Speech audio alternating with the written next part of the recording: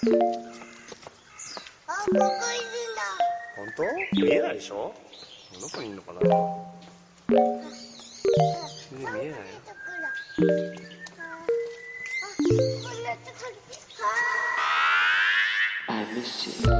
What's good, Internet? It is Monday or Tuesday. I actually don't know when this will go out, either May 17th or May 18th. You're listening to Waypoint Radio, episode 397. I'm your host, Austin Walker. I'm joined by producer extraordinaire Ricardo Contreras. Hi. And also by Patrick Klepek. Hello. Rob Zachney. Good morning. Gita Jackson. Hello. And Motherboard's Emanuel Maiberg is joining us today. We let him on? Yeah, I'm here. Hi. Who let this guy in? It's a big cast today. I believe it or not, I did not corral everyone here so that they could hear me complain about the bad lighting in Mass Effect Legendary Edition. I know. But if you want to spend 10 minutes starting things off, feel free to. I have some screenshots I could pass around about how Eden Prime looks worse now. But I think we should talk about. Oh no. Not no. Eden Prime. Yeah, not Eden Prime. I have actually heard that the character creator is worse in Legacy than it is in the original Mass Effect. Well, that's a bummer. Yeah. I've only watched a bunch of footage of gameplay. I have not actually dug in. So listen, maybe it would run so well on my machine that I'd be like, I don't care that the lighting is wrong. In any case, we are instead here to talk about what looks like a case of corporate overreach, a breach of editorial independence, and examples of that done in very troubling and inhumane circumstances, silencing a group of people who were using their platform in what I think is a pretty unimpeachable way to advocate for care and justice. And I think that's something that basically everyone who touches the work here at Waypoint wants to weigh in on. So it has a perspective on. And so I felt like that seemed right to kind of have as many people here as possible. So thank you again to Emanuel and Gita for being here. Rob, thank you for kind of corralling everybody this morning and reaching out. I think that's wise. So let me just give, without going beat by beat, let me give historical context of at least the recent history of how we got to IGN pulling down an article, putting up a bullshit statement, which we'll get into as we continue. Unrelated to video games, which is normally the reason things are being taken down or argued about. Yes. So over the last month in Islam, it has been Ramadan, which is a holy month. It is a month of fasting and prayer and community. And during Ramadan, a number of new Israeli policies kind of changed a number of key things in Palestine, in East Jerusalem. They blocked Palestinians from praying at Damascus Gate, which is an important location in Islam. And it's just a place where people went to pray as a community during a holy month. There was a green lighting, a kind of judicial green lighting of eviction of Palestinian families in the Sheikh Jarrah neighborhood of East Jerusalem, which is part of a larger effort of driving Palestinians out of East Jerusalem and kind of taking that part of the city over, and also part of a larger project across the West Bank to settle Palestine and settle Palestinian land in kind of a checkerboard-like fashion, which kind of removes geographical continuity, communal continuity, and it provides cover for police and military forces to expand into the West Bank under the supposed justification of needing to, quote unquote, protect Israeli settlers there. And on top of that, we have seen video, we've heard accounts of a great deal of both state and civilian violence against Palestinian civilians, including a police raid inside of the Al-Aqsa Mosque while Palestinians were praying on an especially holy night of Ramadan. If you hear me laugh, it's because the absurdity of the inhumanity of it, the absurdity of the cruelty of it is that terrible that it is hard to say those words without the sort of frustration boiling into my voice does this when I'm fucking mad. From there, we have seen a back and forth exchange of rockets between Hamas and the IDF, and has been the case for decades now. That exchange is disproportionate in terms of technological level, civilian death tolls, outright power. That disproportionality echoes the asymmetry of the entire Israeli-Palestinian situation in which Palestinians are at best third-class citizens living in an apartheid state, and at worst are living in what has been described as the world's largest open-air prison, left without access to or control of key infrastructure, basic needs like food, clean water, medical care, and to say nothing of like non-essentials like the internet, which it's even hard to call a non-essential increasingly, especially when you talk about the tools necessary to fight for justice and show people what the situation is. I guess on top of this, we've also now seen the Israeli state, the state of Israel, target a building that housed international journalists from places like Al Jazeera and the Associated Press.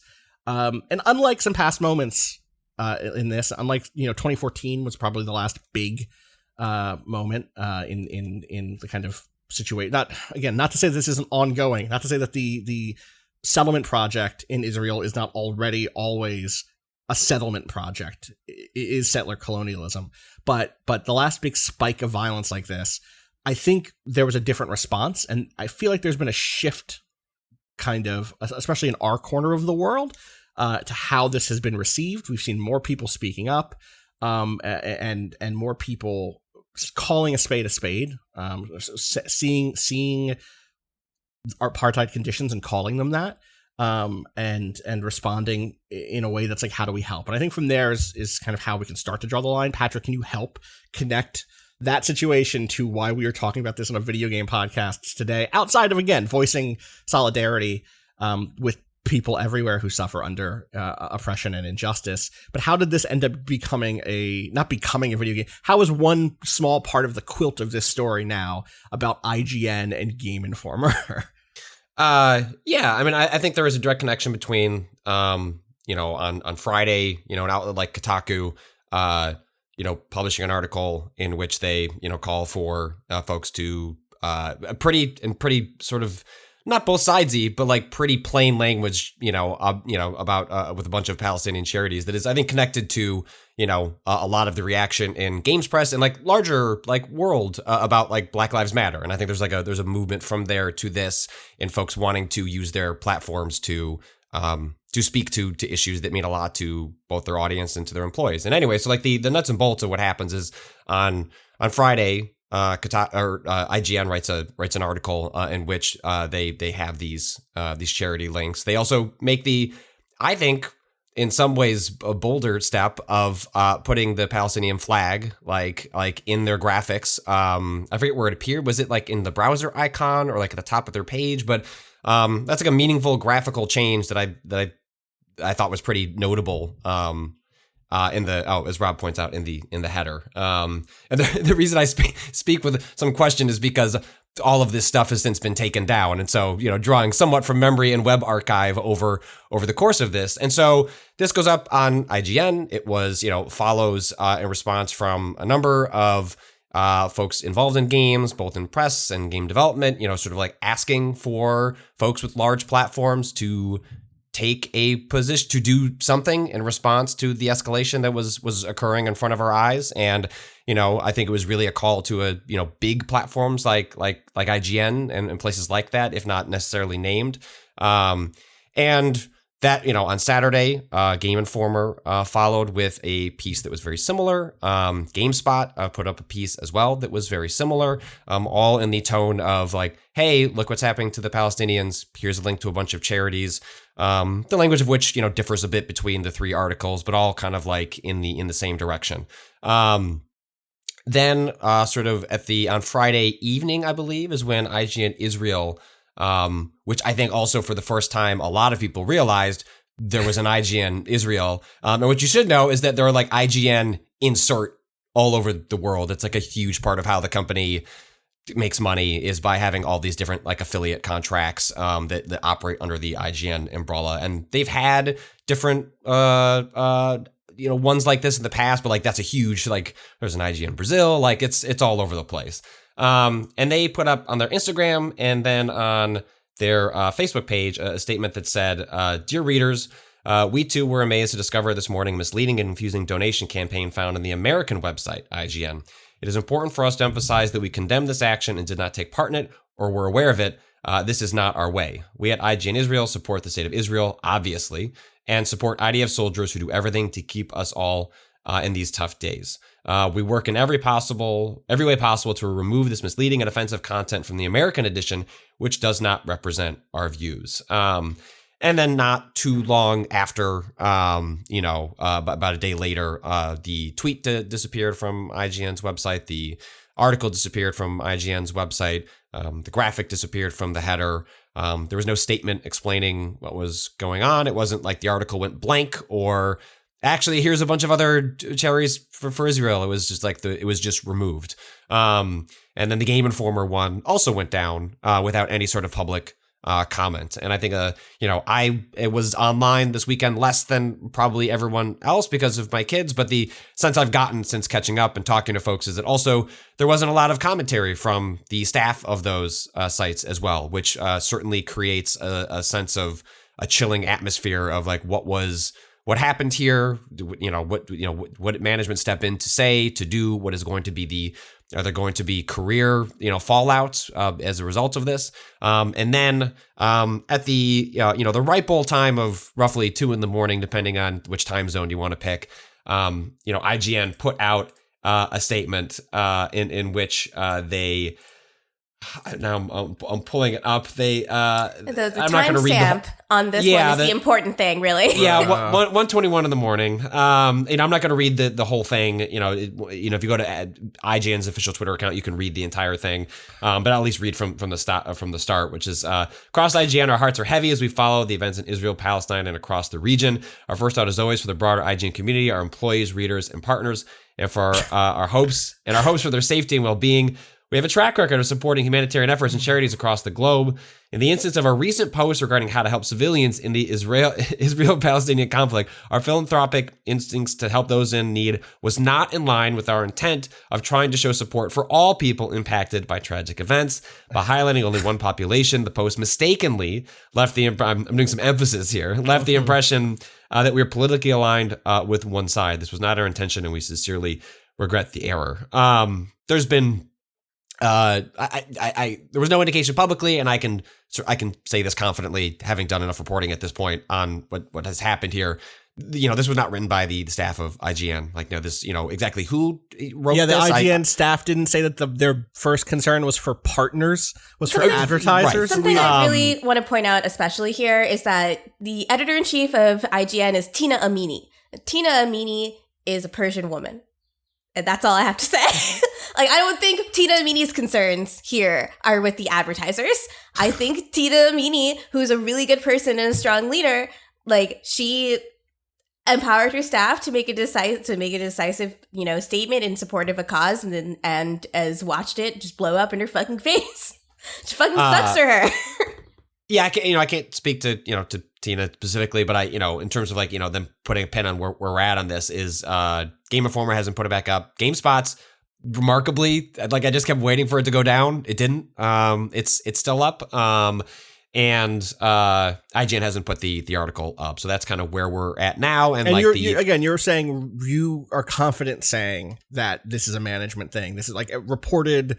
You would put your name on that. Yes. I would say this was not written. This is not Yahoo Anime Rules. Fucking this is at the very least, we're I will be muting myself and then doing reporting in the middle of this podcast, but I can at least say the people who signed off and wrote that article on Friday, promoting the charities, writing the tweet, making, going through the task of assigning someone in graphics to make, a site change, those people were not involved in the crafting of this, and wherever this comes from is something fundamentally different. And I think, we can use this to pivot off, but this definitely reeks of the timing, the way the milquetoast language, the two-sidesy nature, definitely, comes across as something that was broader corporate, instincts coming in to dismantle something that the editorial staff felt very strongly about. Speaking very, very, very broadly, when in the course of our jobs as reporters, we are not thinking about the needs of advertisers ever, so that's just not something that would even occur to us to apologize for. It's in fact very important that those things are separate. So Well, and at this point, what we're also looking at is to reiterate what I said up top, which is we're looking at a corporate office. We're looking at management in the large capital M sense, stepping in and removing editorial independence, and pulling down a story that is unimpeachable in terms of even the sort of broad, acceptability. It doesn't say window. Israel bad. It just says Palestinian could use money. You know what I mean? Like it's it stated things that were true, which is that the majority of the casualties have been Palestinian.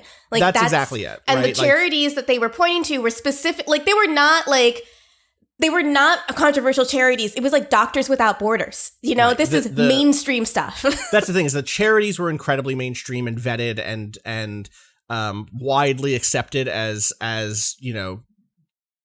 properly run. But also, yes, to your point, it did have the sentence, Palestinian citizens are currently suffering in great numbers in Jerusalem, Gaza, and the West Bank due to Israeli forces. And that sort of direct language, I think, and Rob, I think this is what you were going to gesture at, is a shift in the way this story has been covered in America, in the US, for in a big way. And so to just put it in those terms, it seems like in many ways that is what goes over the line on top of whatever else around what charities were listed. Is that kind of where you were going, Rob? Yeah, I think one of the things that we see happening, and this example in the game space is one example of it, but it's happening broadly across the media landscape, which is this ability to directly say things like, this is disproportionate harm that's being inflicted. There's not an equivalence here, and there is suffering that is being caused by Israeli forces, that Israeli policies have led us to this, that the way the IDF prosecutes these policies leads to suffering and causes disproportionate harm. And I think in the past, the framing that's always been adopted, and I think it's been framing that's very, very good for the right-wing Israeli project, which is that if blood is on anyone's hands here, it's Hamas. That the mere fact that Hamas fires rockets into Israel, all Israel can do is engage in its right of self-defense and respond to these terrorist provocations. And if there are far more Palestinians who die in these raids and these counterattacks, well, those are just the results of terrorism, and that just goes to the fact that the refusal of Hamas in particular, but really Palestinians more broadly, their refusal to reconcile themselves to Israel's right to exist is the real cause here. And there's a couple things there too. Increasingly, this conflict is not about like the right to exist or what happened in 1948. I think there's a lot of folks, when you get into discussing those issues, you immediately get pulled down a rabbit hole of history and really contested events that go to the early formative years of the state of Israel.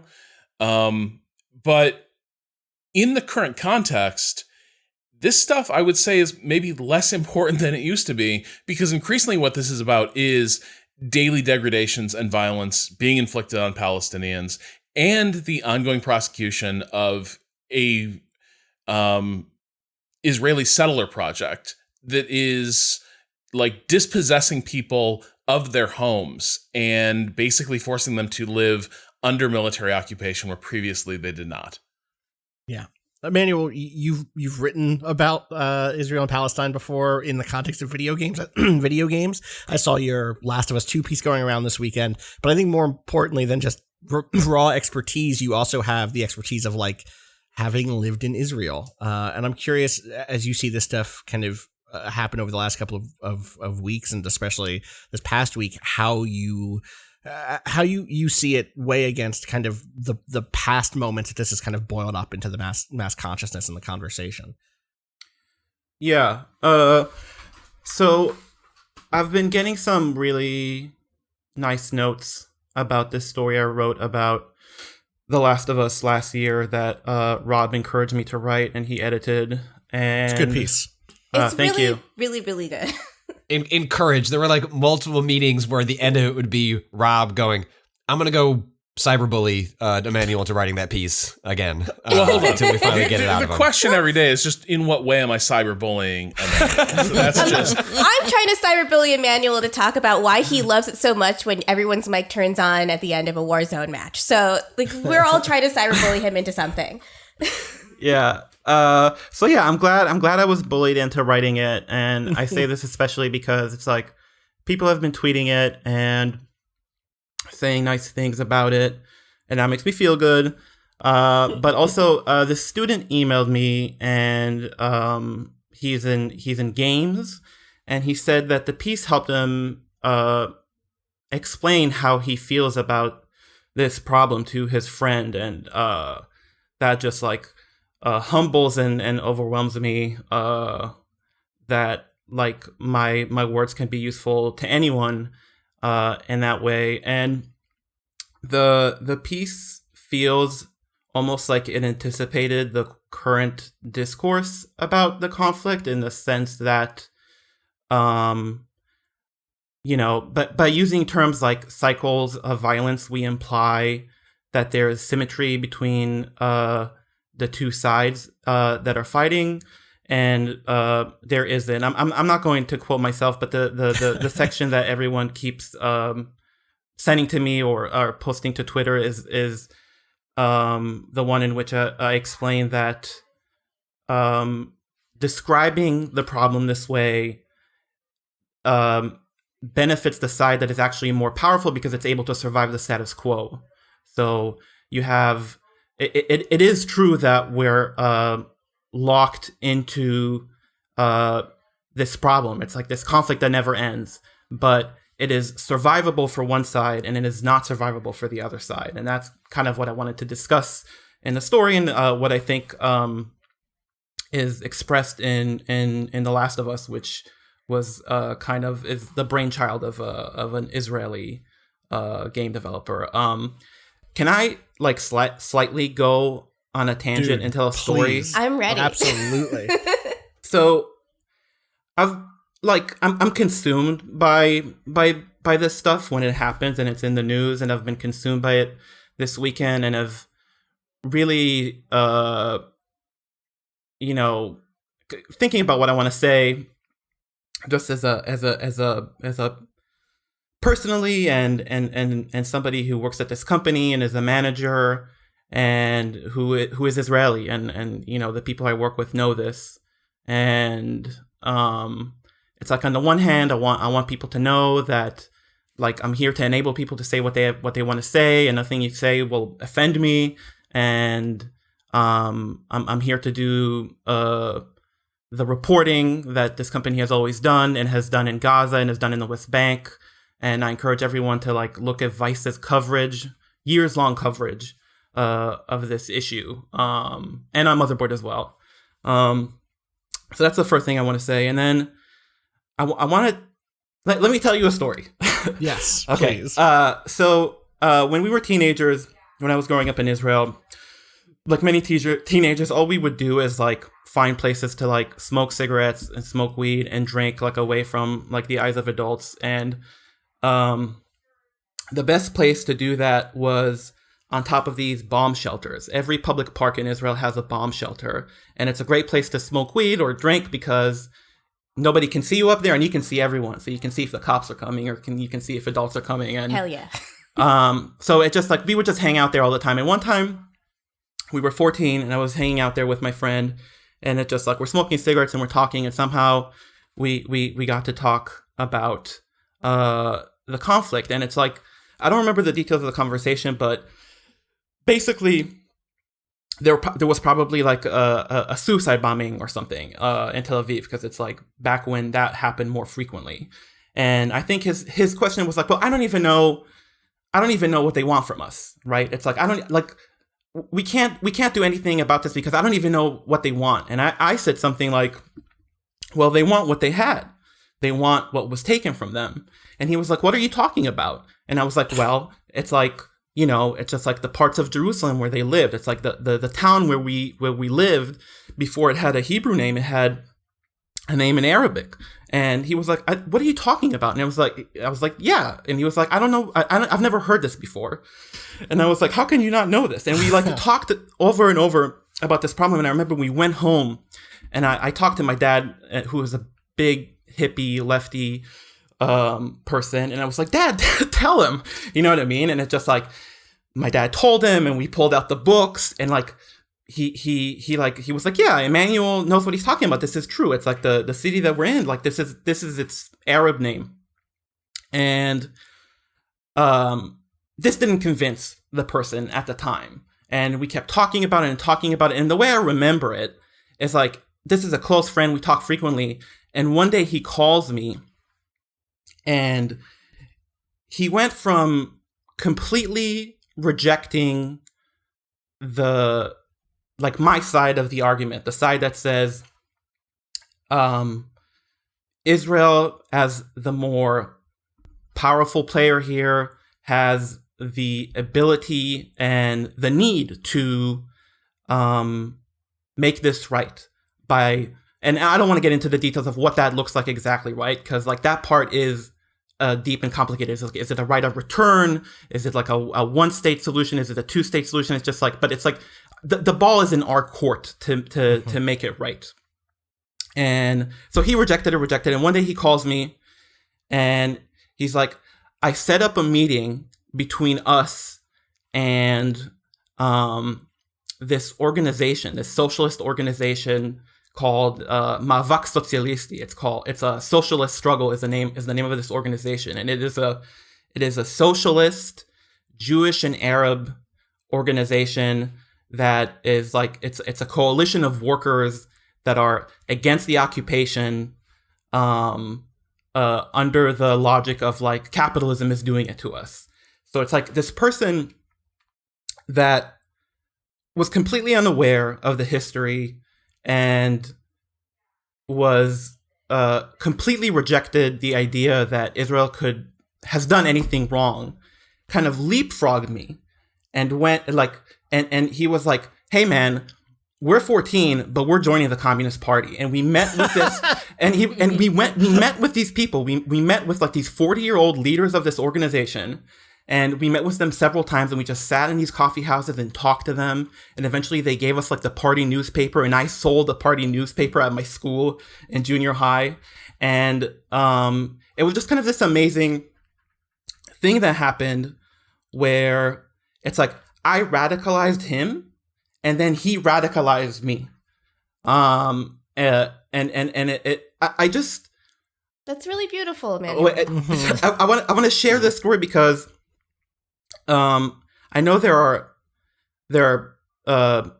you have Jewish listeners and you have Israeli listeners, and you know there's maybe people who are like they tune into the IGN Israel Twitch streams sponsored by Pizza Hut, which is a thing that exists. I noticed this weekend. Jesus Christ. Yeah, but this is the texture I loved you for. This is you're really bringing that. It's true. It's true. Pizza Hut's the biggest sponsor. Yeah. So I want to know how much time did you spend scrolling through the IGN Israel Facebook page this weekend? It's a Twitch stream. You gotta watch this Twitch stream if you want to know what's going on. If you want to see some real shit, check out the way the IDF Instagram in English versus the IDF Instagram in Hebrew, because very different tone. Gotta say. Yeah. So just to finish this. I'm just saying it to those of you who are listening and are like, you know, torturing yourself about this and like are consumed by this. It just as a reminder that people can change their mind, and not only change their mind, but like come back at you with even more of that. And I guess it just like, I don't know, we need to do it 7 million times or something, but it's worth having those conversations, and it's worth fighting about, and it's worth offending people, and it's worth posting to IGN about it, because people can change their mind, and it's a good thing. Something I want to say, to piggybacking on that, I'm in a relationship with a man who's Jewish, who's grew up Orthodox, whose parents are still Orthodox. We just had Passover a couple months ago, and they do 2 Seders. So I feel like I can say some things about Judaism now because I did that 2 times in a row. And I mean, part of it is David will tell me quite frequently, what his upbringing was like in terms of what he learned about Israel. He has relatives that lived in Israel. And, the joke was that they're very conservative Jewish private schools was that you'd rush through the American Pledge of Allegiance in the beginning of the day so you could get to the Israeli Pledge of Allegiance, which is what everyone really cares about. It's a conservative political animus that, he feels like he was straight up brainwashed into support of something that now that he's an adult and is able to analyze and understand the circumstances of Israel and its creation in a much bigger way, he feels disgusted like by the things that he was taught. He, it's funny though, it's like, we used to be sold, and I think this is folding into the broader conversation of like how and why has our ability to talk about Palestine changed in the past 10 years. There's a very recent study of Jews in the United States from Pew Research says that now 1 in 10 American Jews supports BDS, supports divestment from Israel, which is pretty significant when you think about how much effort it takes to have someone join an ongoing boycott, like one that is like mostly symbolic. But then also, you look at, he's reconnecting with people from these Jewish schools that he went to, and they're saying to him, the tweets that you're saying about Israel, about, the injustice that's being done in the name of Jewish people over the world, they're important to me. The people that he also thought were completely brainwashed by, pro-Israel propaganda, they're breaking free. There's a stronger contingent now. I think it's impossible to have been a conscious adult in a post 9/11 world and not just have a complete disgust for the way that this kind of thing happens, right? It's transparent. And you can see this because this is something that's been bothering me as a sidebar, but something that the social media phenomenon that's been bothering me. Additionally, and a part of this is simultaneously to this, the COVID crisis in India has been completely exacerbated by the complete lack of action from Modi, who is a right-wing populist, like similar to Trump. They were buddies, like prime minister. And Modi represents Hindutva, which is a conservative political group that is Hindu supremacists over Muslims. And so what you'll see sometimes on these pro-IDF and pro-Israel posts is like dozens and dozens of Indian simps just being like, we are united with you against the scourge of Muslims. And like, that just shows you what the whole game is about. Like, this isn't about when, India, I have to look this up, but I don't believe that India is a historic ally of Israel. And I just feel like this is, the thing that we've seen all around the world is just justifications for bombing Arab nations, mostly for oil, but also sometimes for ideological reasons. And the excuses are so flimsy every time. I feel like I personally am sick of seeing this shit. And I feel like a lot of other people are fed up also. Totally. Rob, you had something a second ago. So I agree. And I think one of the things you brought up there about your partner's experiences growing up Jewish, I think one of the things that's shifted is that some of the old arguments are less effective. There used to be a lot of things that used to instantly backfoot any good faith criticism of Israel. It's so complicated, for instance.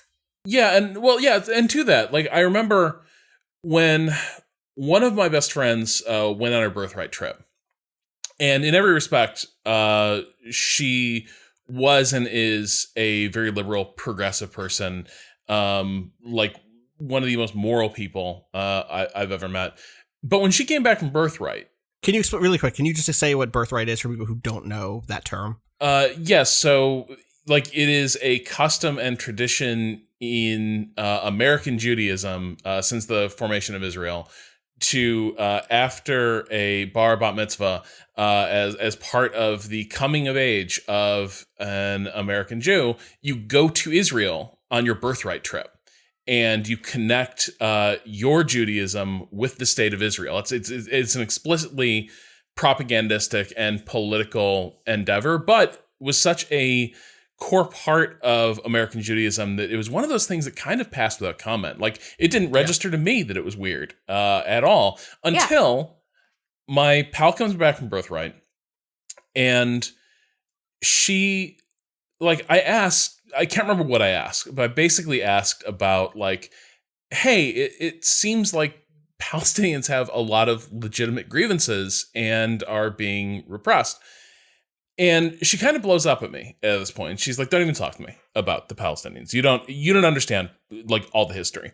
And then she lays out a version of this history.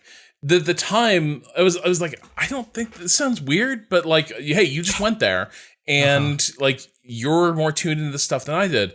But basically everything came down to this argument that in 1948, I can already tell I'm going to get so pissed, but go ahead. All the Palestinians basically are like, the other Arab states around Israel are going to come in and they're going to kill all these Israelis, all these Jews. And then this declaration of Israel won't be our problem anymore, and we will come back and we will retake our land. But basically the presentation of history that she got over the Birthright was that any dispossessed Palestinians were just rejecting a good faith offer that Israel was making, which was, we're going to create a secular state and you guys can be part of it. Please don't be alarmed by the formation of Israel, and don't flee as these various Arab armies close in on these new borders.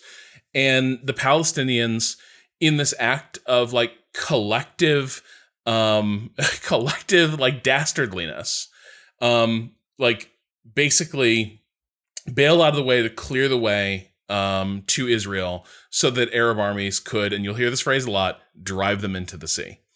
And everything flows from that. Like, as she unpacked it, like, everything flowed from this, that, like, the Palestinians did everything to themselves. Everything that's bad that has happened with the Palestinians was in some way self-inflicted.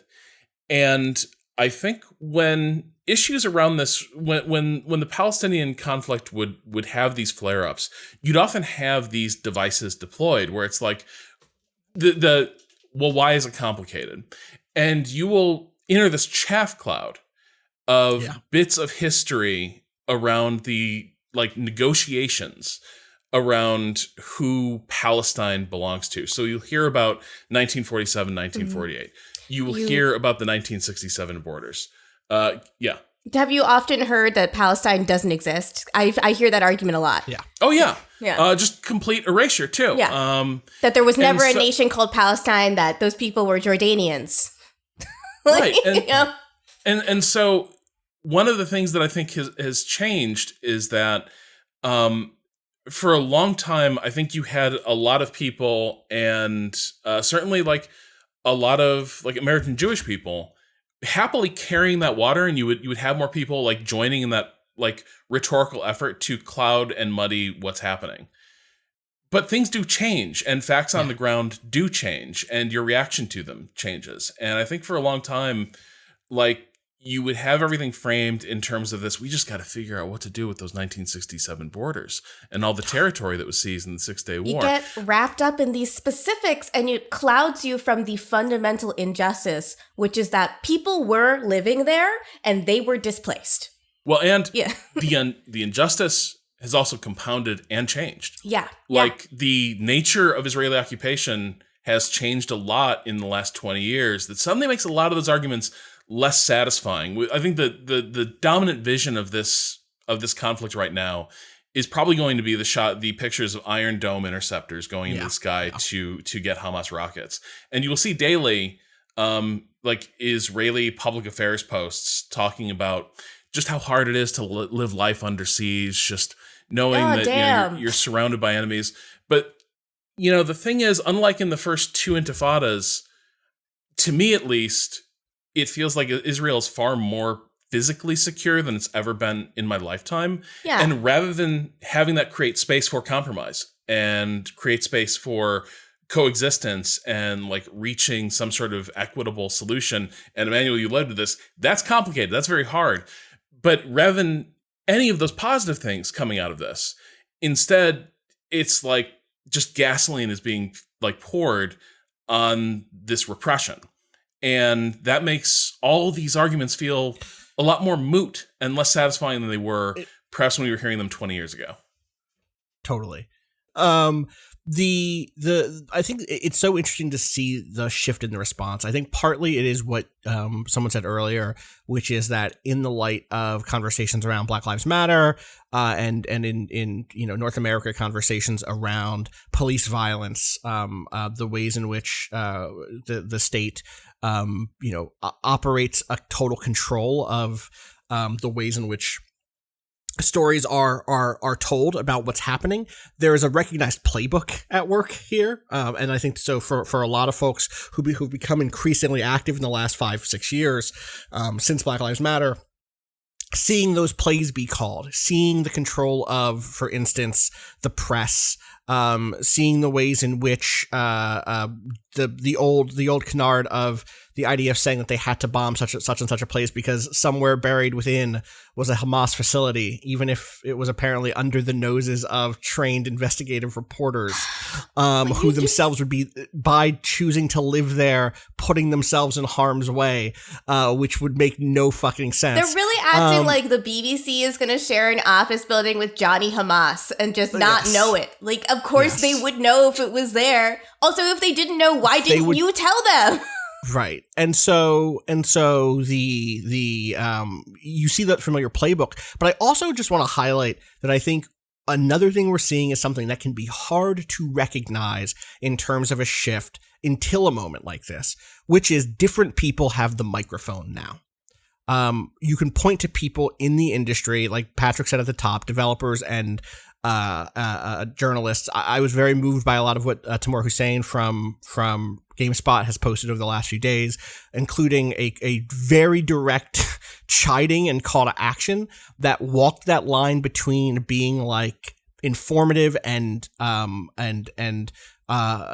demanding without being insulting or as angry as frankly he would be justified to be, in saying, hey, where's that heat from the people who were hot on some issues last year? Why isn't this space speaking up for the Palestinian people? Why are we not making posts about this? Why are our outlets dead silent on this? And that post and that video that he made was like really, really strong, and a lot of stuff came after that. And you can't point to a single thing, right? It is not the dominoes meme. It is not Timur Hussein puts the first domino down and then the big domino at the end is IGN breaches. He was a big domino on that pile, but he was a big fucking domino in the mix, And so like shout outs to him. But I think that to some degree this is who has the microphone now, who has platforms, has shifted over the last 5 to 6 years. In the post Gamergate world, we did see editorial outlets bringing on people from more diverse backgrounds, and we did see an effort, often led by our peers, and to the degree that we've been able to contribute ourselves, pushing for, hey, we should be allowed to talk about this shit. This is the world. We're in the world. And I think that there is a degree to which this is the knock-on effect, or not. This is the knock-on effect of that. This is, instead of it just being a couple of people in the industry being outliers who have this position, now there are enough people who have helped do the hard work that Emanuel talked about of educating their friends and peers, of calling that shit out, and that kind of is the prerequisite for this last couple of days to have happened. Yeah, I mean, I think that's why it's significant to point out that Tina Amini is the person that is in charge of IGN. Right. She, for a long time, or in charge of in the editorial sense, not in charge of in the corporate. She's editor-in-chief. She's not president of IGN. As far as I know, Tina Amini is the only Persian person who's the editor-in-chief of a video game website. I think that is a significant change in the industry from how it used to be. Yes. Emanuel, you had something here.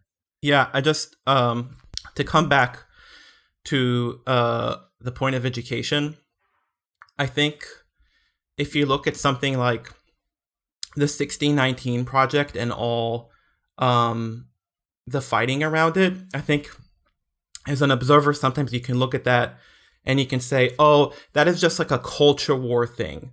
It's like, this is not about material things, and therefore it doesn't matter. It's just like, oh, the SJW said this, and then the Trump people said that, and they're just fighting, and we're distracting from like income inequality or something like that. And I think to go back to the story with my friend, it's like, it is technically a culture war thing, but it is also the entire fucking ball game. Because if you grow up in Israel and you literally don't know, I'm not even like assigning malice to you. It's just like, literally, we're not given the information, your own history, like the history of your own country. You just don't have it. And we obviously understand it like in an American context here, like the, what we did to indigenous people, slavery, just like people literally, they don't have the information. And if you don't have the information, you can't think about things correctly. You can't make the right decisions.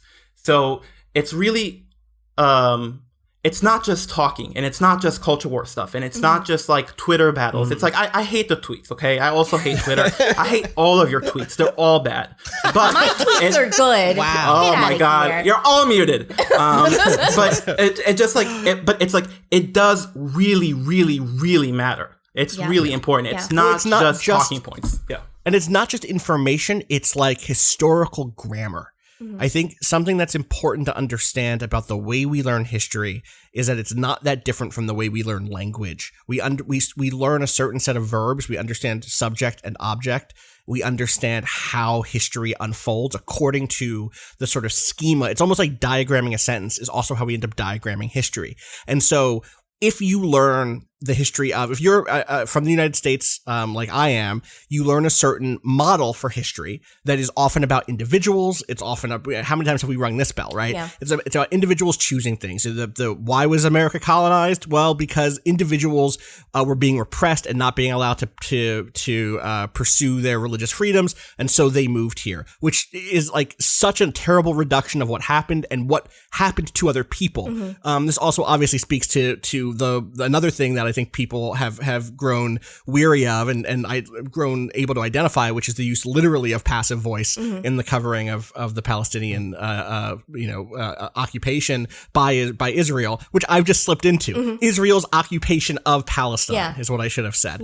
And that learning that history, learning what actually happened here, does not only give you the facts so that you can weigh them, it also gives you the grammar to then apply to other situations. It lets you kind of decode in some ways that information differently so that you don't fall in the trap of saying, well, it's too complicated. It's actually, as we've now said many times this week, startlingly simple. And solutions might be complicated, but the fact on the ground is the fact on the ground. Gita, go ahead. To circle, to bring it all together, just think about how many of us that were educated in America had at least one history class where they taught us that the Civil War, the American Civil War, happened because of states' rights. And with no clarification on what the states' right to do what. Exactly there. Right. If you control the narrative of history, if you teach children that the narrative of American history is about the power of the individual, then they will never think of themselves as part of a collective. If you teach them, and as I know, I've grown up knowing people who had to re-educate themselves in the history of the Civil War. If you teach them that the Civil War was just about states' rights rather than one part of the country splitting off because they objected to the economic hardships they would involve by not being able to use human chattel slavery, it does become really complicated if it's about states' rights. It's a lot easier if it's about chattel slavery. It's interesting to watch Israel deploy these tactics because they're all very inspired by things that I've experienced in America. And it's depressing, but it also, I feel like we now are at a place where I feel like people in my social group, at least, have tools to dismantle this language and these tactics. Right. Yeah. Totally. Rob was going to say something, I think. One of the things I do want to address here a little bit is that one of the narratives here is that you can't criticize Israel in part because, one, you can't imagine what it's like to be Israeli, to live with like the rocket warning alarms going off, to live with the awareness that you have like hostile terror cells like surrounding you, and you can't criticize people for wanting to engage in self-defense and wanting to protect themselves. And Emanuel, I think your story illustrated something that I didn't know, which is the degree to which a lot of Israelis themselves adopt these framings unquestioningly and aren't really aware of these other perspectives. And I'm curious, like, how you make sense of that, but also like when you see these defenses being promoted of Israel, and when you see it being framed as like incoming Hamas rocket fire as being equivalent to laser guided bombs being dropped into Gaza, like how do you interpret all of this stuff as like an Israeli leftist?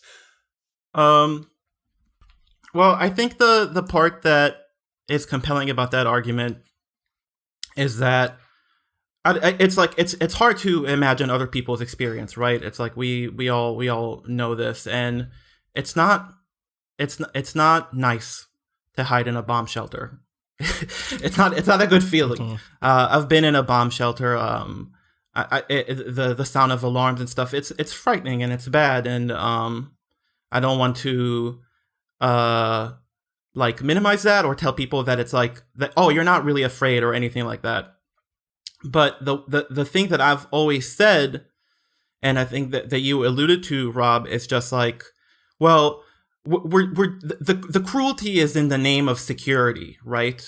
Mm-hmm. Is kind of the story that the government tells, and what I say to that is just there will be no security until there is a peaceful solution, and anyone who tells you otherwise is just politically gaming you. I mean, it is not a coincidence that the horrible escalations are like hugely politically beneficial to the leader of that country. He has basically managed to stay in power on and off for 20 years, most of my life, by convincing people that he is the only one that can keep them safe, right? And guess what? They're not safe still. We've tried this method for 20 years, and it's like they're not safe. It's like it's not proportional, but it's like people do live in fear. They do die. There are alarms. It's like it's bad. It's not the ideal place to live, and it's like the only way to solve that is to solve the underlying problem, which is, in my opinion, the occupation of Palestine. Yeah, right. I think a lot about the Michael Brooks quote going around, or there's a video of Michael Brooks going around answering a question in which he says, plainly he says this is not a complicated issue. He says, like, yes, there are justifications for why an ethno-state was created to begin with, but an ethno-state will never lead to justice or equity from all of the citizens inside of it. And so that our project cannot be about how to make this ethno-nationalist project better. It has to be about getting rid of the ethno-nationalist project and replacing it with something around equity. Before we wrap up this segment, which thank you so much for everyone's perspectives, I do want to, Patrick, briefly come back to you. You've been in the games industry for your whole life, your whole adult life. Yeah. Oh, well, you don't need to drag me when to start this. I cannot think of an instance of this sort of breach of kind of editorial independence in our space. I think Gerstmann Gate comes to mind. But even that review stayed up, right? Correct. They didn't pull that review. Right. Because usually this stuff happens ahead of publication, right? Correct. Like things just don't get published. The actual thing is, yes, there are probably other instances of this that we just don't know about from that era of I don't journalism. know about this is like so like weirdly like often like in the past, like when I was younger, the pressures that would come from management would often be related to, ads being pulled in magazines. Like, oh, if we make this company angry, then we're going to lose, the ads that are in the upcoming issues. And those were like, on one hand, they were being exploited, exploiting the editorial. It was also true. Like that stuff did happen. Like there are instances that, I know that like the EGM folks have talked about publicly in which like they would give a bad, like something innocuous is giving a bad score to a game, and then, an acclaim or whatever would pull, pull their shit for 6 months. And they did fine because they didn't, made a lot of their money, back then on, store shelves as opposed to necessarily completely ad sales. But, and I think I've mentioned, a personal instance in which, like when I worked at 1UP, like I was writing a piece about game reviews that related to how Ubisoft would like apply pressure to, learning about reviews ahead of time from EGM, and they would apply that pressure to places like 1UP and yada, yada, yada. And that got killed by my management as I was trying to write that piece. And that's the only instance I think where I've had that occur. I was also 22 and everyone was on my side. There was just nothing we could have done. And there was no, Twitter didn't exist or had just started. Like there was no way to. There was no conversation around. Yeah, where was I to complain to?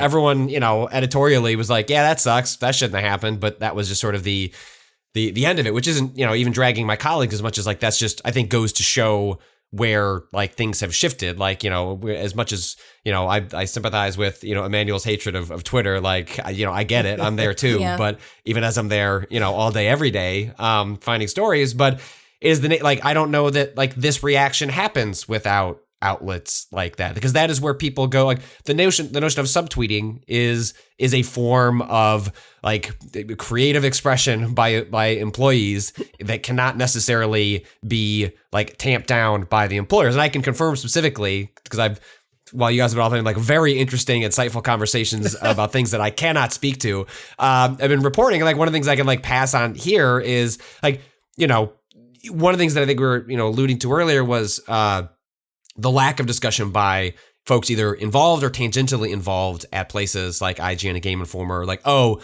are they fearful for their jobs, which is why they're not talking? Are they have they been told not to say anything while statements are crafted? Right, like that would be a very understandable or at least common tactic. And at least on like the IGN side, like no, like you have folks like Dan Stapleton and I believe Justin Davis.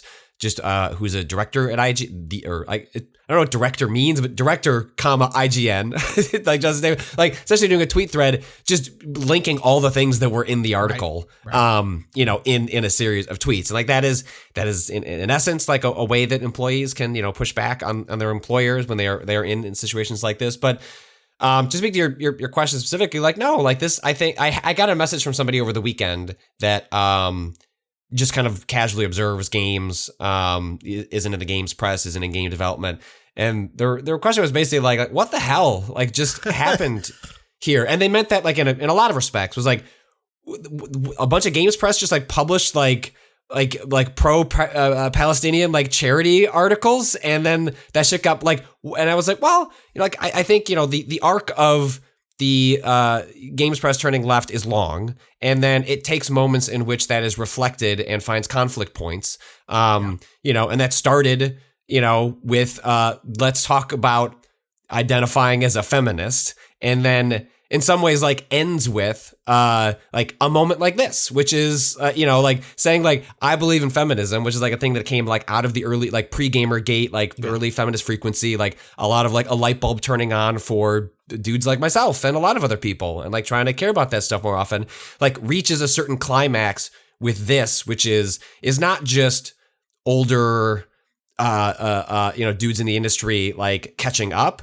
but is a younger generation who has grown up like being more online and being more aware and bringing that into their jobs like as a matter of principle as opposed to learning it along the way. This is where like by putting up a charity post, it is inherently taking some form of a position that is going to be oppositional to corporate interests. And when you have an instance where it isn't just like they make their money off of sales of a magazine at a storefront or from ads, but actually it's the diversification of parent companies that are making money in like lots of different ways that create lots of different tension points and conflicts. When that runs into a like left-leaning press that is going to want to use their platform to make statements like this, naturally you're going to reach a conflict that like goes into the corporate interest when you don't have corporatized charity like Black Lives Matter, which I'm not trying to take away, but like that it was very trendy to be like, yeah, Black Lives Matter. And like, a couple months ago, like, yeah, like what's happening to Asian Americans is terrible. Like, let's write a post. Like, it becomes corporatized, and that can lead to positive outcomes, money raised for charities, but it's safe, right? And like, this is an instance in which is like, it's not quote unquote safe to take that side or to raise these selective facts as being the ones that we want to forward. And I'm genuinely curious to see where it lands. The sense I have of it now, talking to enough people, is like, I don't think people are going to lose their jobs over this. But I also don't think like the article is going to go online at IGN. Maybe that's different at other places, but I think the resolution of this may be, it doesn't appear at IGN, but like a bunch of people start tweeting similar sorts of things on their Twitter accounts, which is, again, it's a form of power. You can't publish on there in the corporate CMS, but motherfuckers can't touch your toxic Twitter account that breaks your brain every day. So I think that's where we're at now, and I'll be curious to see like, what does it mean for the future, right? Like, one of the things that's interesting about IGN is if you just do a Google search for IGN how to help, well, you'll just get like, what are the major cultural inflection points of the last like 12 to 18 months, and IGN has done one of those, and like that's great. Like that is very cool that they have made that. Actually, it's just an expectation when a certain thing reaches a threshold. We're going to do a post that is like, here are places you could donate to, here are, different activist organizations. And the fact that like, okay, like, Stop Asian American Hate, Black Lives Matter also includes like, what's up with Palestine, like is a really important inflection moment for like games press, like leftist, like sort of like talking points. Like there's a lot going on, and I'll be curious to see what does it mean for the next thing, whatever that is. At some point this specific moment of this conflict will de-escalate into, some, Egypt will come in and say like, ceasefire, until, the next thing happens. But what does that mean for the next time either this escalates or another thing comes to the form? Else. Does that cause a ripple effect in which there is less reluctance or hopefully, if you want to go on the side that I'm going to choose optimism, is like people want to go harder, and like it creates more tension points going forward. I genuinely don't know where it goes, but I hope for the latter. Gita, you had something here, and then we'll wrap up this segment. I also, I can think of one major example where editorial overreach and the violation of editorial independence led to a huge tension between workers and management. And I don't know, do you know this was a sports website called Deadspin? Have you guys ever heard of it? No, what's that? Let's remember. Let's remember some guys. Throw it back a couple of years. I was there when we went bankrupt, which is why I left. Yeah, well, I was there through the lean years, buddy. It was a different. So tagged out. I was a very active member of that union while that was happening, and it was one thing I do want to say is there is one other way for workers to take a stand against management that does not involve making individual statements on Twitter. Yes. IGN is not unionized. As far as I know, the Ziff Davis union has not been recognized, and that is still a fight that is in the process of. Yep. Thank you. Emanuel is a rep and is nodding along, so I'm taking that as a cue that I'm accurately reflecting this information. If you as a person who's not involved want to support them, I feel like supporting this effort to unionize the Ziff Davis workplaces is one of the best things you can do. You can ask Ziff Davis why he has not voluntarily recognized the union. Like, you can do that. Uncle Ziff. Mr. Ziff. I feel like Mr. if you want to help, you want to... Mr. Ziff. Mr. Ziff, yeah. If you want to help and you don't know what to help these workers you don't want to do, doing something as a individual gets lost. But, the bargaining power of a collective can really, really help.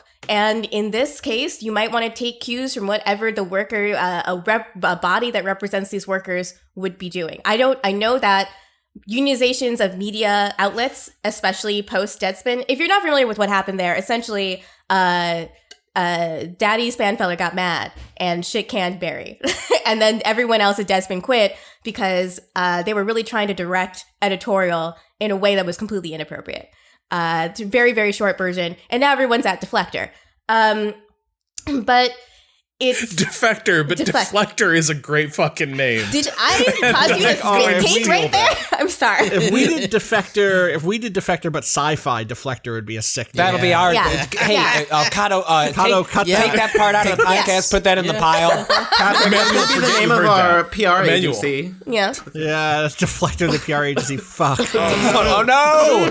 Already been corporatized. All right, never mind. Scratch that. But it's that was like a situation that really, really like that couldn't have been possible without people taking collective actions.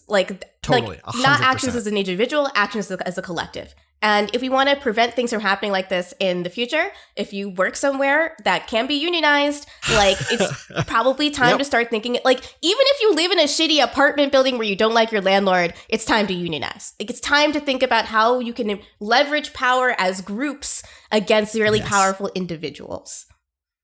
That's exactly it. And I can think of no better words to take us out on this segment than that. We're going to take a break. I think some people are going to get back to work. I'm not sure what the shakeout's going to be. Thank you everyone who's joined for this segment.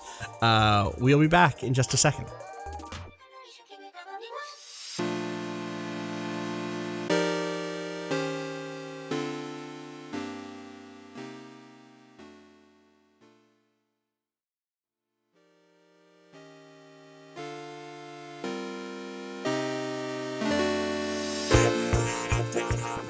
All right, we're back to talk about some things we've been playing, and also Patrick has threatened me with a video. I don't know.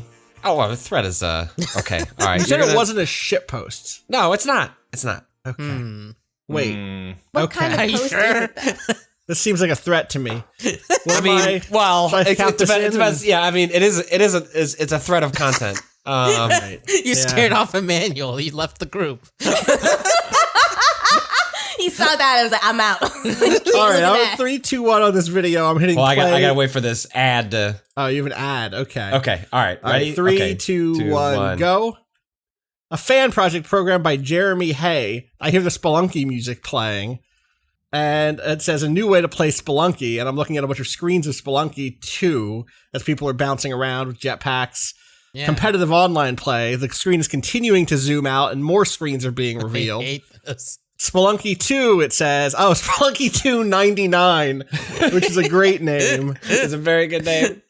Is this real? Is this a joke? This is a fan mod that just I just got a DM about it like 10 minutes ago. That is Spelunky 2, but in the mold of Tetris 99 and Pac-Man 99 and the other sort of like Nintendo multiplayer mods in which I guess, 100 people can try and play Spelunky 2 at once, and but all it's on not on the same. It's not on the same map.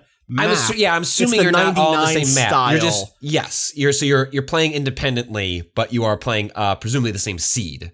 Right, and it says like I'm looking at it says like 31 traps added by such and such a person. So as you clear stages.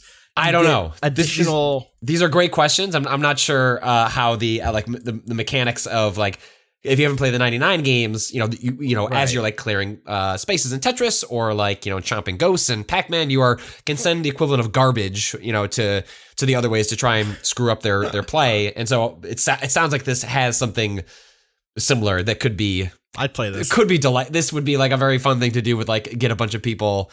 On a stream to try and do this together.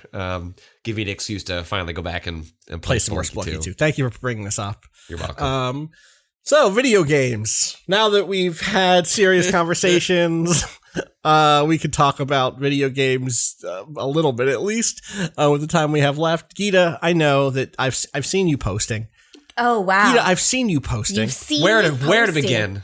Oh my god, you're seeing some new shit. It seems like you've been caught up in the wild storm that is Final Fantasy XIV.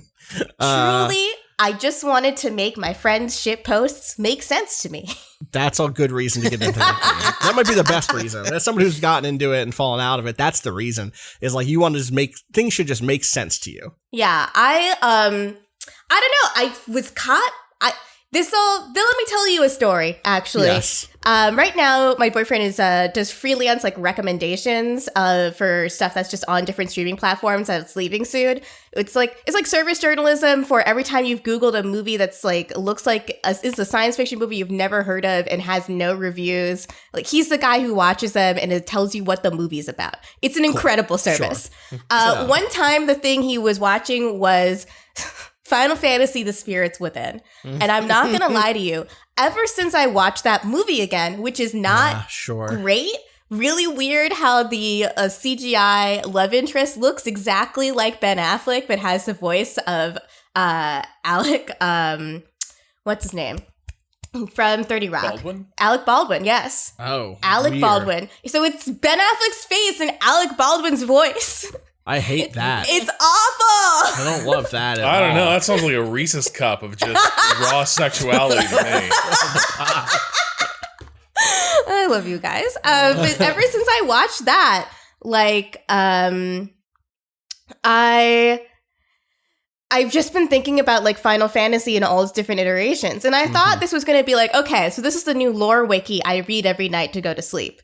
But no, like I started thinking about the games in the series I hadn't played. And I went through some of them and I thought I might as well grab one of these because I bet I can grab it somewhere cheap and I can just play through all of it and like really slowly and not have to worry about it. And it can be that little Final Fantasy scratch for me. But for some reason, the thing that became the most interesting to me was the whole legacy of Final Fantasy launching, everyone hating it, and then them having to make the whole game again, like literally from the ground up. I watched the No Clip documentary, and like something in that inside of me at that time, I was just like, okay, I want to see what this game is like now. I want to see what they fucking did. And I'm largely enjoying it. I am like deeply in the beginning hours, which everyone says for like 50 hours is like not that interesting.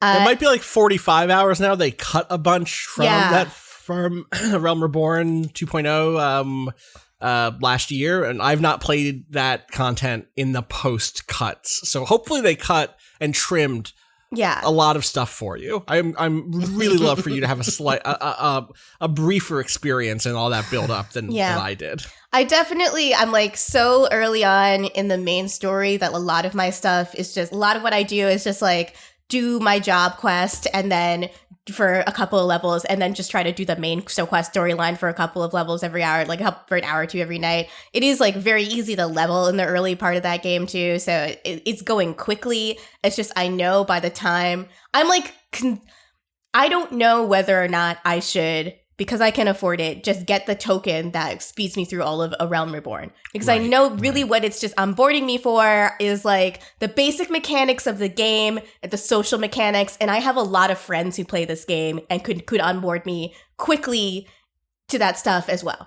Yeah. So there's like, the thing that fucking sucks is I feel like the very, very end of A Realm Reborn is pretty good, and then the patches connecting it to Heaven's Word are useful in terms of setting up some basic Heaven's Word stuff, but Heaven's Word is the part of that game that I've enjoyed. And so like, and I didn't even enjoy that all the way through, but that's what the high points for me were definitely there. So it's like, I do think, especially if you've played other MMOs, that you could skip ARR, and more importantly, if what you want to do is hang out with your friends, then focus on getting able to hang out with your friends as quickly as possible and do content with them and stuff like that, more than just doing the most basic shit fetch quests I've ever played. Truly, just hunting down a chocobo egg. That's what I just got done doing. What you do. Yeah.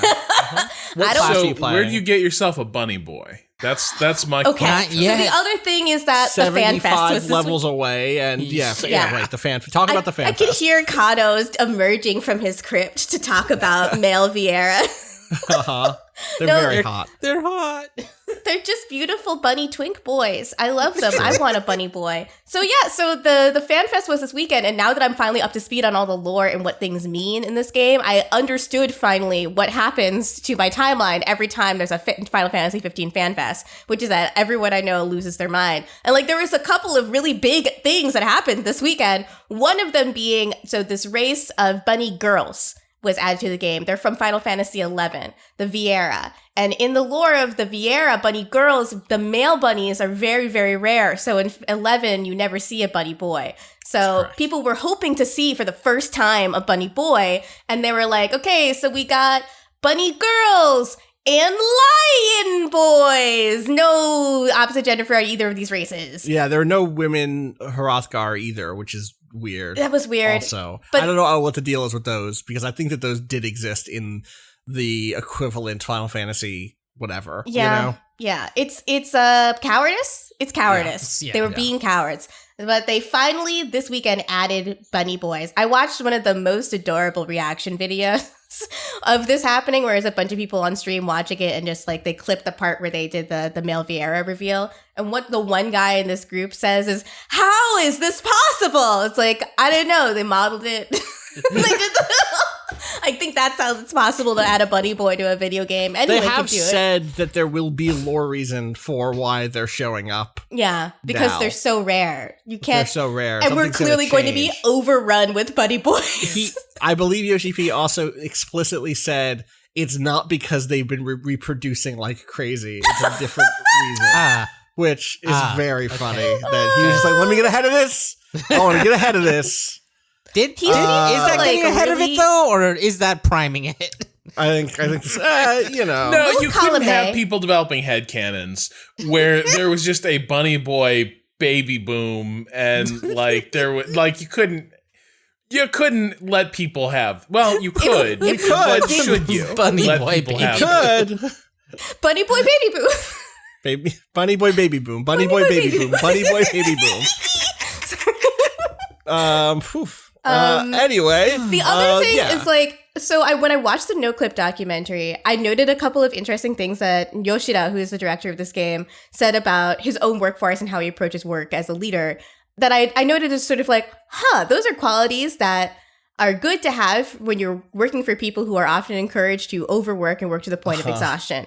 Where he would ask for time estimates on things, but he wouldn't if they didn't meet them, he would not punish them. He would just adjust his time estimate for the future so he could have an accurate read on how long things were taking. We talked about that. They're undertaking a ridiculous thing, which is building an entire MMO in a year. And they did it. So they had to work in absurd ways that really, really hurt them. And he was upfront about that. But one other thing that happened during FanFest this year was the music producer for the game, Soken. Yoshida made an announcement on stage, and he was crying through the whole thing, that Soken had cancer during the coronavirus pandemic and was working on the game that whole time. And from the hospital bed. And no one could see him because it's the pandemic. You aren't you're not allowed in hospitals. And so Yoshida communicated with, asked him, why are you working so hard? You are recovering from cancer. Please, don't do that.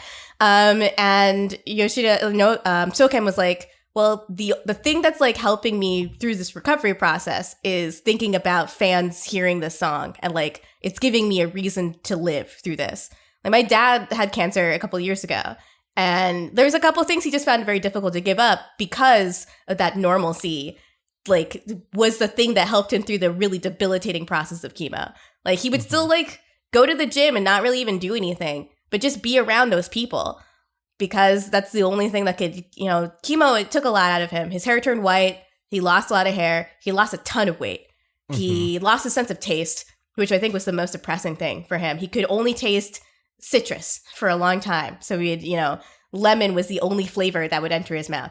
And I've looked at that, and in any other circumstance, this feels evidence of an overworked workplace. But in this specific circumstance, knowing what I know about these people, holy shit, I'm crying now. I hate this shit. I always feel like I'm being manipulated. Yeah, but I don't know. It's hard for me. I do understand the bit of normalcy being, as someone who has lost multiple people to cancer, I do understand the desire for normalcy. It is really hard to hear this person is living in a hospital under treatment for cancer and also doing the day job. Right. I don't It's want rough. you to It's do the rough. day job, Yeah. but if this is what you need for recovery, I don't know. I can't tell you how to do it. And it's just really emotional. I don't want to look at fans like being upset about that, like really being inspired by this and tell them they're wrong also. Right. I am glad that Soken seems to have recovered, and or at the very least cancer's in remission, and can get back to doing that job like in more comfortable ways while not battling cancer. So shout outs to Soken. Also, all that music slaps. Soken is they did all of the music in that game is very good. The reveal of the new Endwalker theme is incredible. Yeah. They just wrote. I've not listened to it yet. He wrote a shoegaze song. Oh, incredible. Also, they added the guitar as a playable instrument in games. Oh, yes! Like an electric guitar, which is sick. I got a cat girl bard, so I'm really ready for that. Nice, I'm ready for that very much. I thought you were saying it was like for you. The first time they've added guitar to like the music in the composition, and they was like, "Damn, finally, it's like guitars Bob in Dylan going the electric. soundtrack." No, that soundtrack rips. That soundtrack's had guitars. Let me tell you, it goes in certain parts. I discovered recently. So every time I tweet about Final Fantasy XIV on my timeline, because I have a lot of Twitter followers, like 10 to 12 people come by and tell me helpful facts, which is very cute. Yeah. But one of them told me that the music team also has a rock band called the Primals, which is very, very, very adorable. Yes.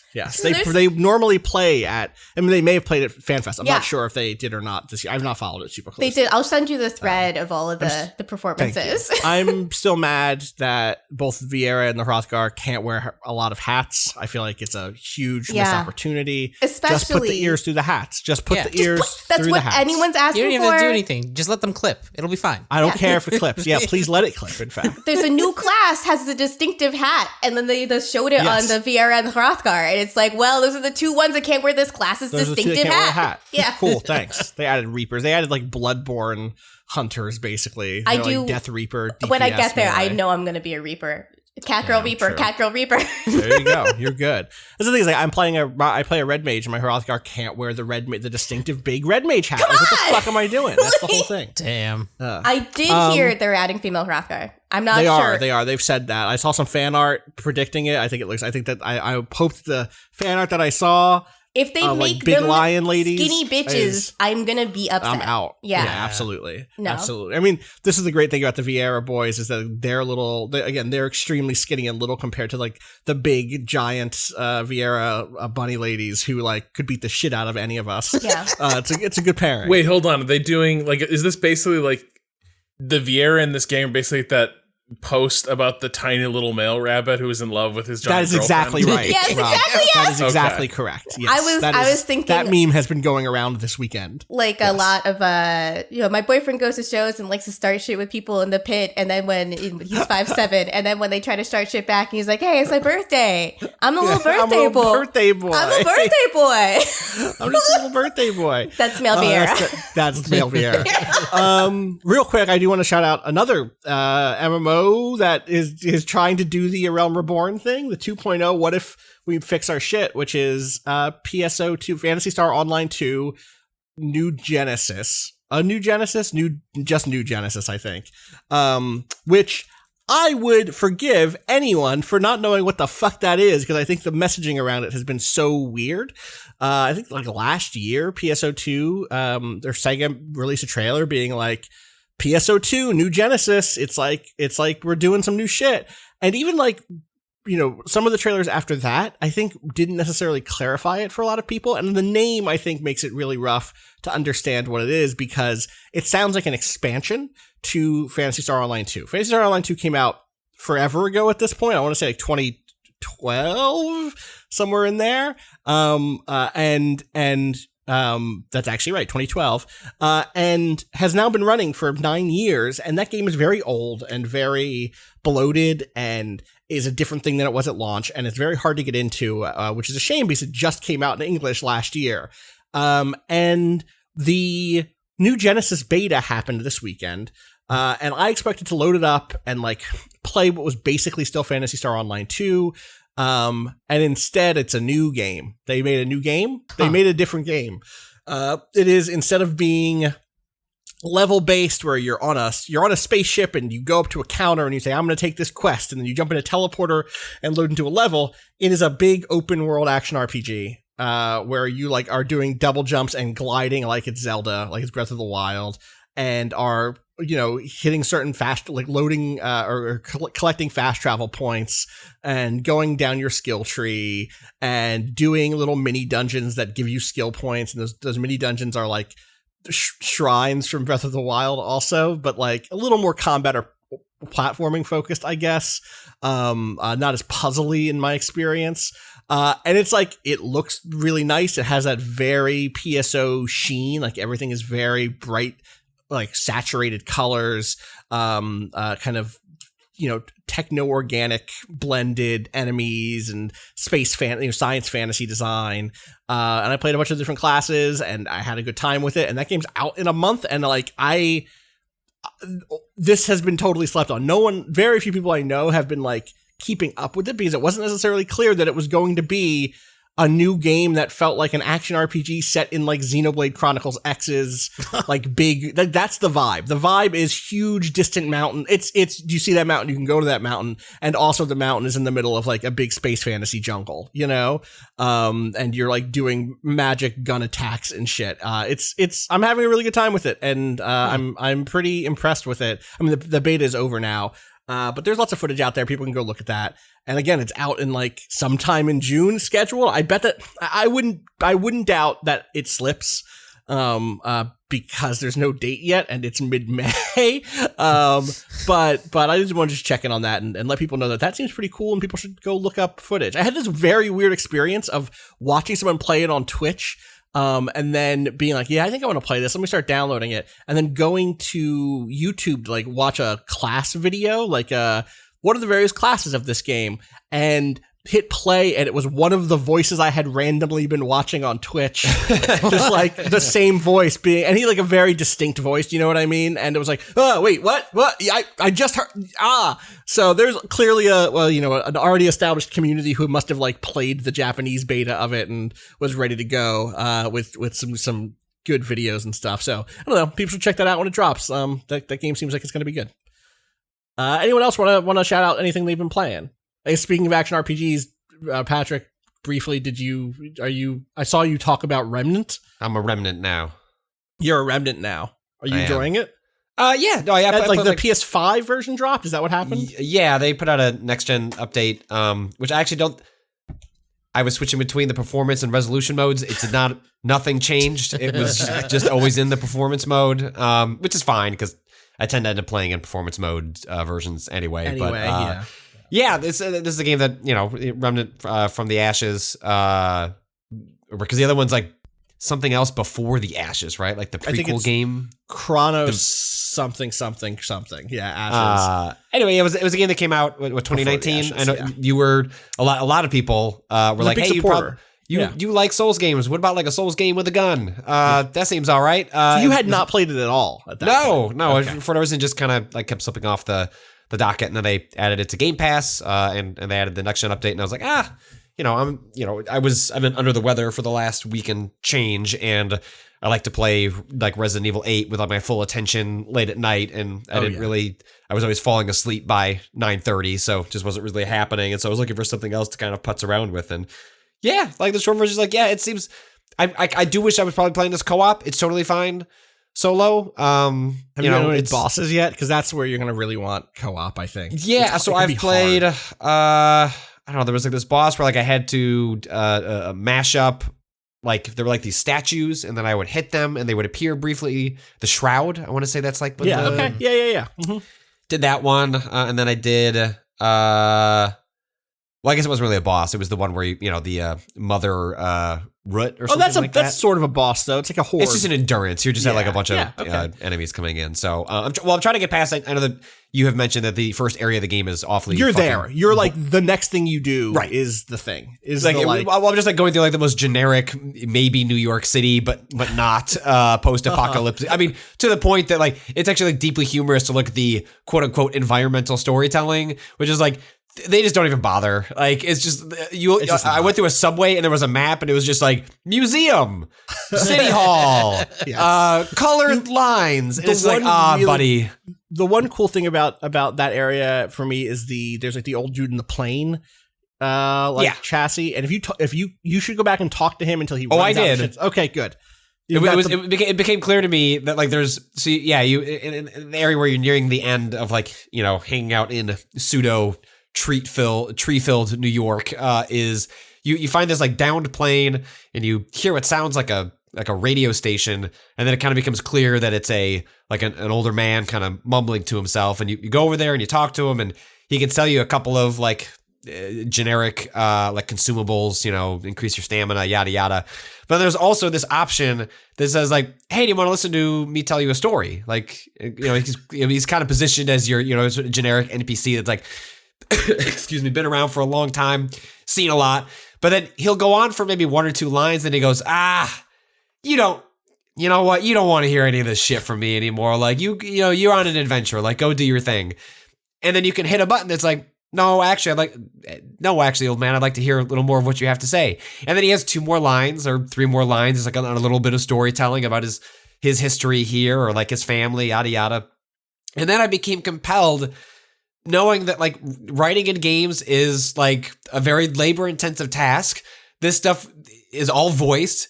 And every time I seem to be hitting, tell me another story, the man has another fucking story. And so it became a dare with myself. I was like, no, game. I actually don't want to go level up. I don't need any more perks. I don't want any loot dropping. I need to see when you will stare me down and stop giving me new lines from this cute man who is telling me stories about his time and his pain out here in the world. And it goes on for like 5-10 minutes until finally he goes, is like, you know what?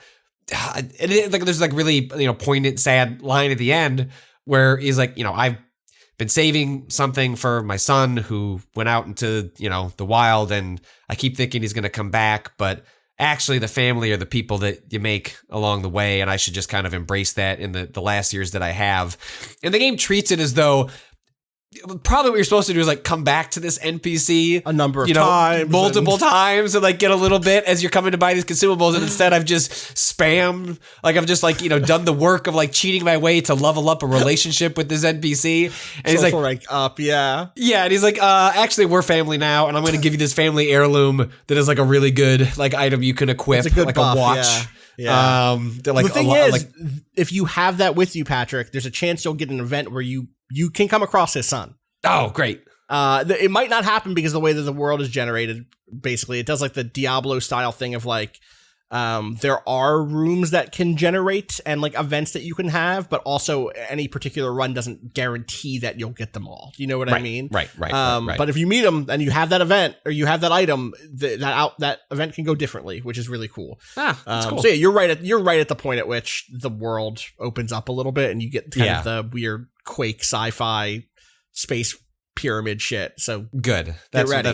That's what I'm looking for. Well, because like between that and I was like, I'll put Remnant to the side, wait for them to balance it, and then now I guess Returnal. Or Returnal. Sorry, yes. The other space pyramid. The other space pyramid game. But it sort of seems like now I just need to like go back to that game, or I'll be waiting 6 months for them to like do the big.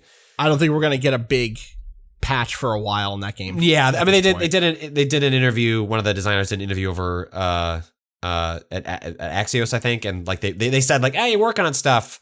Also, we're working on save solutions, but like if you're reading between the lines, it was like that's not coming anytime soon. And the story I did exploring, how you implement save solutions in a roguelike, every developer was like, yeah, if you didn't build for that while you're making the game, that's like a whole thing. You can't just add that. So I do think that will probably still come. It'll just come with like whatever the expansion drop is, sometime in the summer, fall. Yeah. But yeah, I'm enjoying Remnant. It does like having a Soulsly type game with some good feeling guns. Soulsly is very Soulsly. funny. I mean, come on.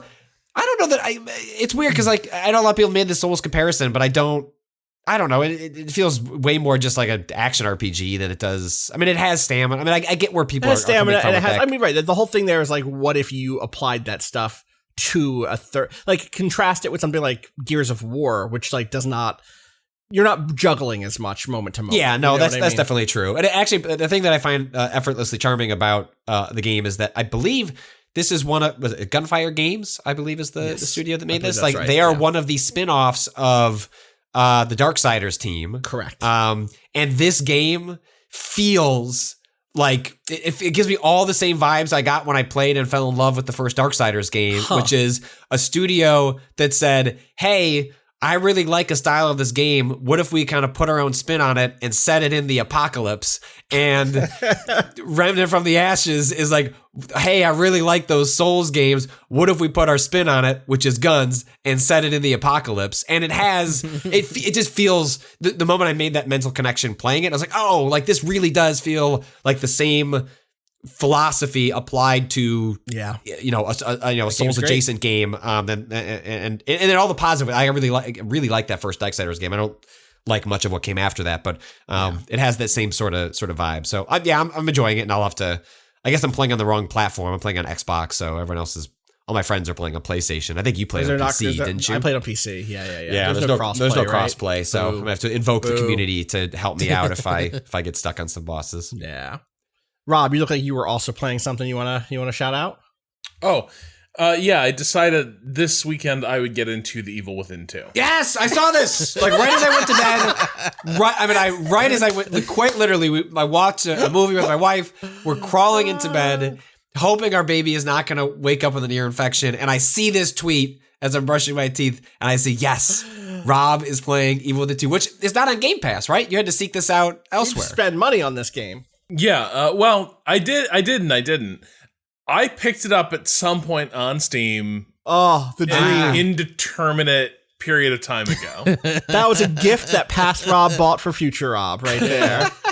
And for one thing, so there's a few things. I had, as you all know, I tried to make the Evil Within 1 work. You did. Yeah. You did your best. I'm proud of you for moving on. I didn't. I got to some of the first really hard parts of that game, and I was like, I don't like what it's doing. I don't like how it looks like shit still on Series X. Like it doesn't look good, doesn't play good.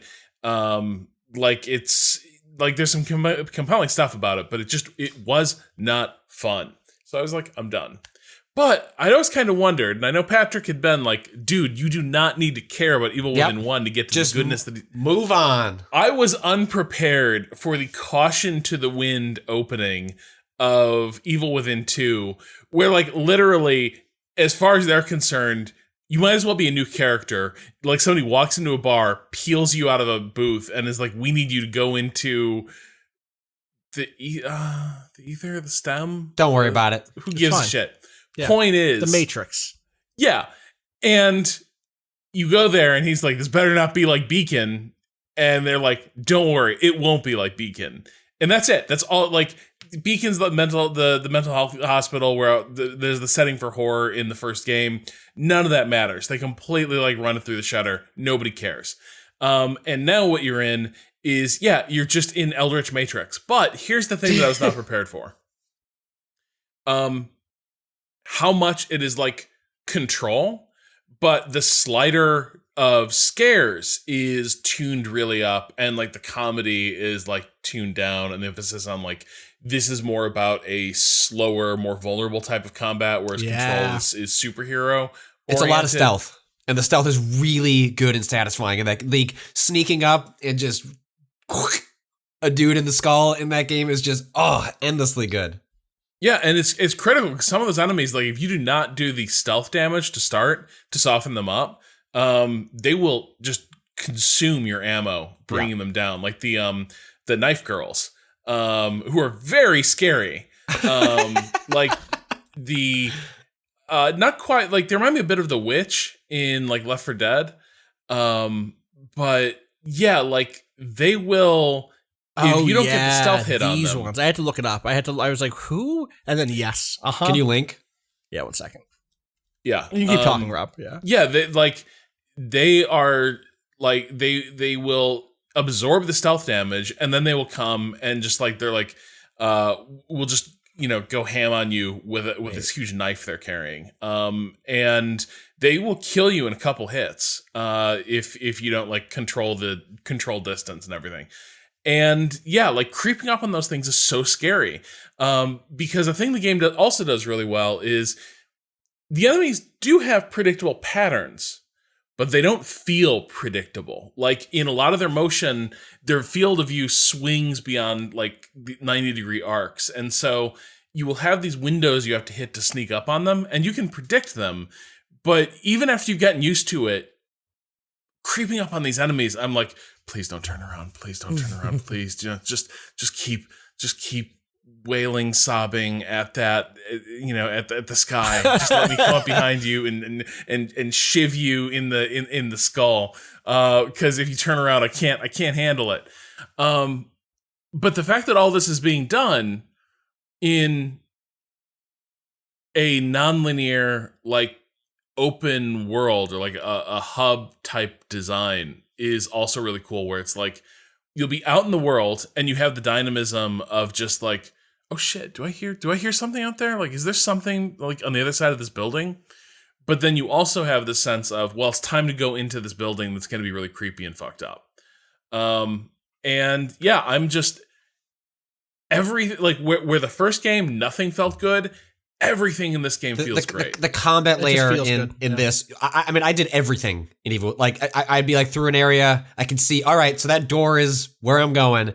Yeah, I'm gonna turn around and I'm gonna like just keep looking through like whatever area up against I'm the in. walls of an open area, just making sure you don't miss anything. Yeah, It's just like every combat counter was. I never got bored with, and I generally don't really care for stealth games, but this is one. What is it? It was Dia's like rule of stealth games. It was like the stealth game is only as good until the combat starts. And like this game has excellent both. Like the stealth is extremely forgiving. So you can kind of futz your way through it in a way that, it doesn't feel like you're cheating, but you can kind of just like sneak up on, fools and it'll work out. But then once combat breaks out, it's really satisfying, feels good. It's just, and it's scary, which is like the coolest thing about, but not like, too scary, right? Like it's like it's not quite Evil Dead, or Evil Dead 2, like where it's like a little more B movie-ish, but it's in more, a lot of the aesthetic is Hannibal, right? Like it is definitely pulling directly from a lot of the same. This game came out around the same time that Hannibal was airing. I don't know how directly those two are parallel, but they are definitely pulling from similar aesthetic buckets, and it looks beautiful, plays great, and it like crushed me that the game like completely bombed and like prevented us from getting an Evil Within 3, because I just really liked what they were doing so much more in the second one. And I think the open world thing does present a solution to some of the problems of a really scary game, which is that the game gives you a path to relief, and for you to break it up into doses. Just run away. You're good. Yeah. Just get out of there. You're almost dialing in. I said this when we last talked about this game, but I love the way that you almost dial in what sort of horror you want based on which side activity you go and do. If you, like, it can be very clear that like this is going to be an activity where I'm going to shoot a bunch of enemies versus I'm going to go into the weird the further in Matrix and project myself into a spooky hospital where a large evil nurse monster is going to like patrol and potentially instant kill me, and I have to go find a key card to sneak away. And like that's just a different type of horror experience, and the fact that it offers all of those things is really fun. Yeah, like I've loved being able to like I've been out in the world long enough, I've reconned a bunch of stuff, I've found resources, and I'm like, time to creep back to my safe house. And really satisfying animation, shut the door behind you, lock it. You're all tucked in your little safe house. You go over to your coffee maker, you pour yourself a nice cup of coffee, and like you're healed, and then you upgrade your stats, you upgrade your weaponry, and then you're like, okay, what's the next leg of this I want to go out on? But it also allows for that crucial thing of sometimes you'll go on a thing and it just keeps going, and you're like, okay, now you don't fully control the pacing of this. Now you are in it. And so like my first example of that was like the first time you go into the Marrow, which is like this transit network within this projection. And I ended up in this armory, and this is where you get the shotgun. But like it was a creepy space, but it wasn't really populated by many enemies. And it was just like, it felt scary and vulnerable, but nothing really happened. But then you come to the end of it, and it's like, well, here's your shotgun. And I was like, oh, no. And there was no exit. There was no way out. And I was like, I got to go back through that. I got to go back through. Yeah. And now everything was out. Everything was there. And I was like, I know exactly how much is left between me and the exit of this building, and then God knows what's going to be waiting for me on the other side when I get out of the marrow. And so then it was like fun because I didn't control it. I couldn't break it up into like it was auto-saving, but the experience was still like, no, now you are trapped in the haunted house and you have to go through it before you can get back to safety. And the way this game balances those two modes is so good. And I love it to pieces. Totally. I'm glad that you've come to it, Rob. I'm very happy for you to be having this experience. It's an utterly charming game. But we're not going to get a Threevil Within. I mean, I wouldn't like Threevil Goes West. We don't. I will say this: we don't know what that team is working on, right? So is that not the Ghostwire Tokyo team or whatever? No. Interesting. And it's the same studio, right? I'm not pulling same that studio, out of, same studio, but they've expanded, like, and you know, like, interesting. Part of the reason I think the second one succeeds is actually like Shinji Mikami stepped away. He was a creative director on the first one, and then moved into more of a managerial role and let some of the younger staff kind of step up for the sequel. And I think that like you see a lot of that in the sequel, and it's like really healthy for where that sequel goes, and identifying like what was actually interesting about Evil Within, and you know, and finding ways to work within that. I mean, I'd be. Well, I guess I would be shocked and not like it would be a perfect Game Pass game, right? Like now that like it is the kind of game like, is this going to sell a bajillion copies? Would this have made sense for ZeniMax Media to make Evil Within 3? No, but you know, it would be like a big like fan favorite, like low stakes, like not that high budget game. It was like Evil Within 2.5, and like I would just eat it. Like I'll like I'd be happy with that. So. I hope I don't have any inside information on it, but I want to invoke it into the world. I want Rob to contribute to the effort to get us an Evil Within 3. Yes, absolutely. All right. I feel like we've gone for a long time now. Does anyone else have any final things? Destiny still going okay, Cado? Yeah.